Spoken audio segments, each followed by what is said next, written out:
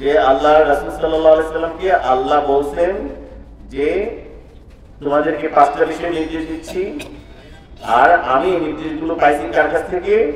আল্লাহর কাছ থেকে। এর প্রথমটা হচ্ছে যে তোমরা কোরআনের সাথে ইসলামের সাথে সংঘবদ্ধ হও। দুনিয়ার কোন মতবাদের সাথে সংঘবদ্ধ হওয়ার সুযোগ নাই, একত্রিত হওয়ার সুযোগ নাই।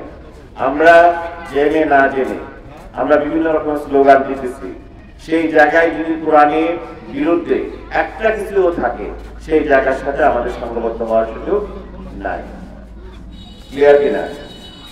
যদি একটা বিধানও থাকে যে এটা কোরআনের আইন না, বা তারা যদি মনে করে যে না এটা লাগবে না, তাহলে তাদের সাথে যাওয়া যাবে না।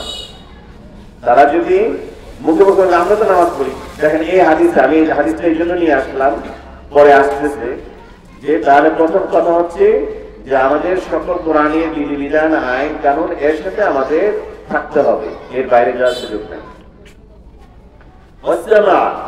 সেকেন্ড যে বিষয় বলতেছে, দ্বিতীয় নাম্বার, সেটা হচ্ছে যে তোমরা ইসলামের কথাবার্তা যখন শুনবে মনোযোগ সহকারে শুনবে, এর বাইরে যেতে পারবে না। এটা ভালো করে শুনতে হবে, বুঝতে হবে যে এটা কি বলতেছে।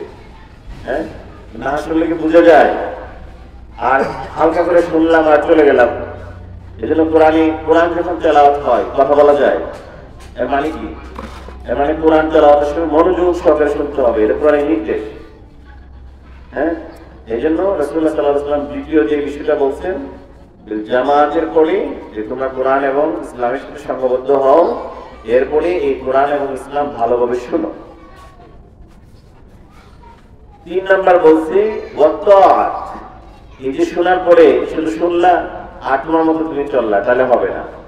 কি করতে হবে? আনুগত্য করতে হবে, এটাকে আমল করতে হবে, এটা বাস্তবায়ন করতে হবে, এটা নিজের জীবনেই ধরে রাখতে হবে, অন্যদিকে যাওয়ার কোনো সুযোগ নাই। এই জন্যই আজকে মূলত আসা এখানে আমাদের এলাকার, এটা তো আমার পাশে আমার এলাকা, আমি কামরাকে আলাদা গ্রাম বলতে রাজি না। আমার বাড়ির আমদিন আর কামরা হচ্ছে আমার নিকটবর্তী একটা গ্রাম।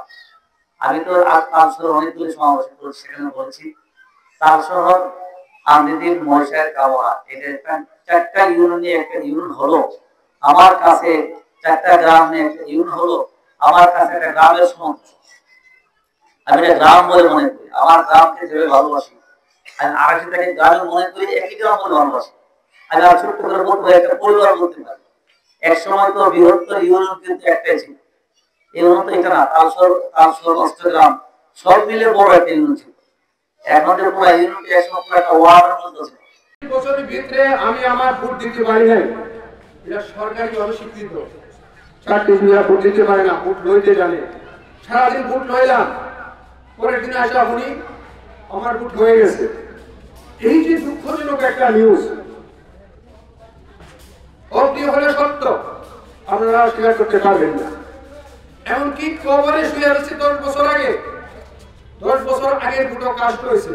ইতিহাস প্রমাণ করে দেখেন, ভোটার লিস্ট চেক করে দেখেন।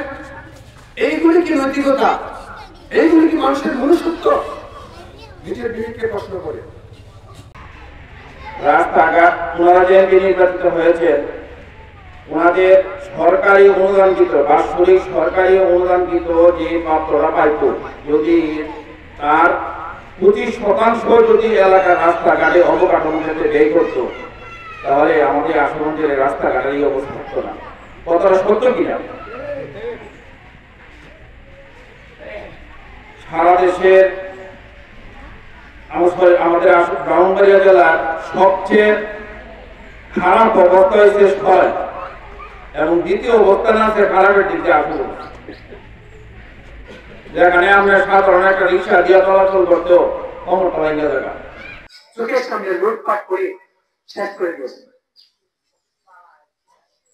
আপনি বাংলাদেশকে যদি মদিনার আলোকে, সোনার মদিনার আলোকে সোনার বাংলা গড়তে চান, 2টা জিনিস দরকার। একটা হলো সব মানুষকে ক্ষমতায় পৌঁছিয়ে দিতে হবে। হেফাজতের আন্দোলনে মোদীকে প্রত্যাখ্যান করার জন্য হেফাজতে আন্দোলন করেছিলেন। সেই আন্দোলনে আমাদের ব্রাহ্মণবাড়িয়ার 16 জন ভাই শহীদ হয়েছেন পুলিশের গুলিতে। আমরা 13 জন ভাইয়ের বাড়িতে নীরবে 2 লক্ষ টাকা উপহার দিয়েছি, তাদের পাশে দাঁড়িয়েছি, হয়তো আপনারা জানেন না।